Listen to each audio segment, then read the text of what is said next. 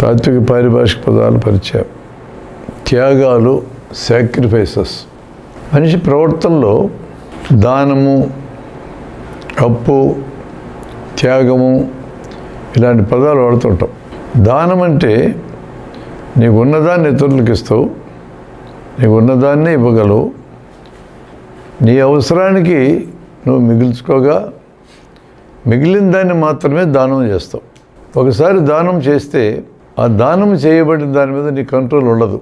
దానం తీసుకున్న వ్యక్తి దాన్ని ఏమైనా తీసుకోవచ్చు. కానీ ఫలానా పనికి మాత్రమే నేను దానం చేస్తున్నాను అని అంటే ఆ దానం చేయబడితే ఆ పనికి ఉద్దేశించబడి ఉంటుంది. వ్యక్తికి ఇవ్వబడలేదు, పనికి ఇవ్వబడింది. అక్కడ నువ్వు అడగొచ్చు, ఆ పనికి వాడకపోతే నువ్వు ఎందుకు ఇలా చేసావు అని అడగచ్చు. మొత్తం మీద దానం చేసినాక దానం చేయబడిన దాని మీద దానం చేసిన అతనికి ఎటువంటి హక్కు ఉండదు, తీసుకున్న అతనికి హక్కు ఉంటుంది. కొంతమంది అడుగుతారు, అయ్యా నాకు లేదు, నేను తిరిగి ఇవ్వలేను, నాకు అవసరం ఉంది, ఇవ్వండి అని అడుగుతారు. మీకు ఇష్టమైతే ఇస్తావు, లేకపోతే లేదు. రుణము లేదా అప్పు అంటే తిరిగి చెల్లించాలా అనే ప్రాతిపదిక మీద ఇచ్చేదాన్ని రుణం అంటాం. కొన్ని రిటర్న్, కొన్ని అన్రిటర్న్. కొన్ని మాట మీద ఉండేవి, కొన్ని మాట మీద కూడా ఉండవు, ఉండవు రికార్డ్స్. అప్పిచ్చాం, ప్రామిసర్ నోటు తీసుకున్నారు, ఇక్కడ రాయబడిన ఒక ఒప్పందం ఉంది, ఈ రుణం ఈ కాగితం మీద రికార్డ్ అయ్యింది. కొంతమంది లక్షల కోట్లు నోటి మాట ద్వారా ఇస్తారు. చిన్న స్లిప్పు ఇస్తే ఇస్తారు. స్లిప్పు లేకుండా కూడా లక్షలు ట్రాన్స్ఫర్ అయినవి ఉన్నాయి. ఇక్కడ కేవలం మాటే, ఒకరి మీద ఒకరికుండే నమ్మకం మీద నడిచిపోతాయి. ఇక మూడవ త్యాగం. తన అవసరానికి కూడా ఉంచుకోకుండా ఇతరులకు ఇవ్వడం త్యాగం. దానం దగ్గర, రుణం దగ్గర, త్యాగం దగ్గర చట్టపరమైన ఆంక్షలు ఉండవు.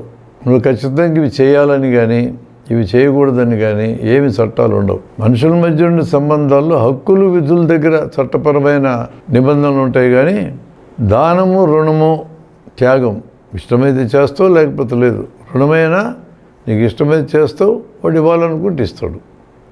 దానమైనా అడుక్కుంటావు, వాడికి ఇవ్వాలంటే ఇస్తావు, లేకపోతే లేదు. ఇక లోభమైన ఒక మాట ఉంది. తన అవసరానికి కూడా వాడకుండా దాచుకుంటే లోభం. పొదుపు అంటే అవసరానికి వాడుకుంటాం, అనవసరమైన ఖర్చు చేయకుండా ఉంటాం, అది పొదుపు. అపారమైన త్యాగాలు కొద్దిమంది చేస్తే చివరికి వాళ్ళు బికారులై సంస్థలను తిడుతూ పోతారు. వాళ్ళు పిల్లల్ని, భార్యను కూడా సరిగ్గా చూసుకోరు, వాళ్ళు ప్రయోజకులకు మార్చరు.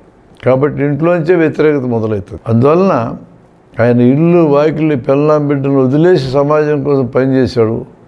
దీని ఆదర్శంగా ఎవరు చెప్పొద్దండి.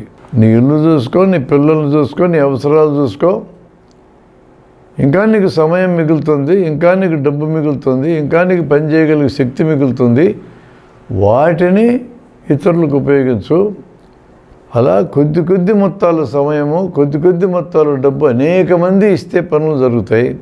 ఒకరిద్దరే తమ సమయాన్ని, తమ డబ్బుని విస్తారంగా ఇచ్చేయాలనుకుంటే వాళ్ళు బికారులుగా మిగులుతారు చివరికి.